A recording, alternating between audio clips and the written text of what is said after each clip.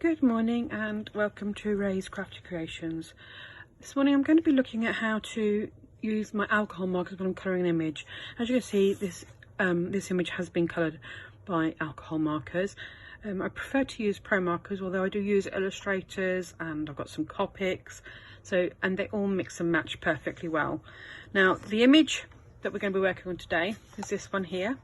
Now it's been photocopied or stamped onto Neenah Solar White, which is a super smooth cardstock and has very little chalk in it, because the thicker cardstocks often don't work so well, as they will act like a blotting paper to your ink, which is not what we're looking at today. We're not looking at wanting that to happen really. So these are the colours I'm going to be using: blush, coral, oatmeal, coral, and then a pastel pink for my cheek shades. Now I start off with my lightest colour. There are many schools of thought on this. You can start with your darkest, but I feel that it's easier to take out light, to add in a little bit of dark rather than take it out. It's much more difficult to take out the colour than when you've got it added in. As you can see at the moment, I'm just literally going to be quickly laying some colour down, because I need to be able to get some base colour so that I can start to move my inks around when I start to blend.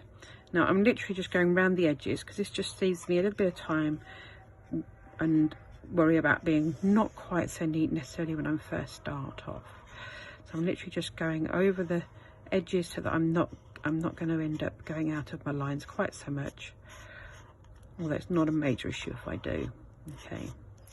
So, because I need to lay down quite a lot of colour quite quickly, I'm going to use the broad nib on this, and as you can see I'm going in circles. I tend to use circles when I'm working on skin tones, mainly because I want the colours to blend more seamlessly. I'm not looking at a directional finish, which is what you looking for on fur and hair, which when I use a flip, which I shall show you a little bit later on when I'm doing the next video. So I'm going to split the colouring of this image into three, so that we'll do skin tones, then I'll do the hair, and then we'll do the flowers, so you can see how I work and build my technique up. This is my middle colour, which is coral, or oatmeal rather, sorry, get the names rolled up this morning. And I'm going to put where I think there would naturally be some shadow. So I know that where the hairline is, there's going to be a little bit of darkness. I know that. So I'm in like the middle of the ear, it's going to be slightly darker. Under the ear here, down the back of the neck, behind the hair and the flowers. Here, because it's going to be in the shade of the chin, around that leaf a little bit. Now I know that I'm going to shape up my chin, because I want to put some shape into it as well, but I also need to make sure that I've got a little bit of colour coming underneath. Now I know that I'm going to have some colour here and here to create shadow, and around the nose, because I just need to create that little bit of shadow there. Now I'm going to go in with my darkest colour, which is coral. And while you're looking at this, you're going to think, oh my goodness, this is very orange. It's not going to work. How is she going to blend those three colours together? Well, this is the beauty of alcohol markers. They do the work for you. All you have to do is just keep going back in and over everything you've already done, and just take your time.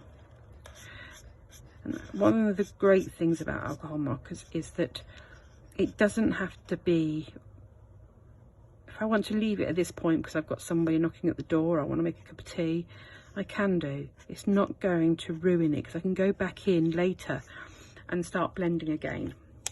So I'm going to go back to my mid colour, which was oatmeal, and I'm going to go over everything that I've just put down, all the dark colour I've just put down. I'm going to go back over it.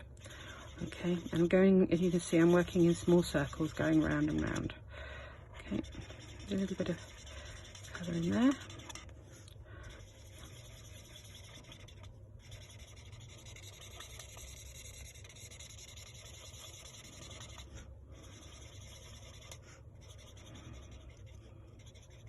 One of the things I do know about alcohol markers is it's not a good thing to be working on a polished surface. You always need to have something underneath the alcohol marker, because it will very gently and very quickly, without you even realising it, soak through the paper and take out the polish quite quickly on your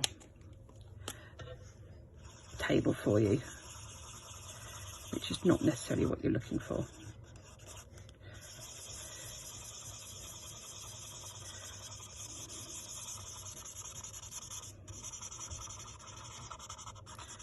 And you can see it's starting to blend.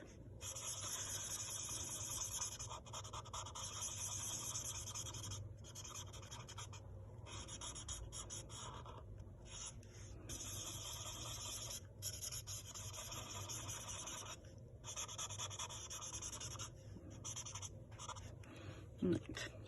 Now I'm going to put some cheek colour in, and when I'm dropping my cheek colour in, I tend to dot it rather than actually put a big splodge on, and I dot it into a triangle shape.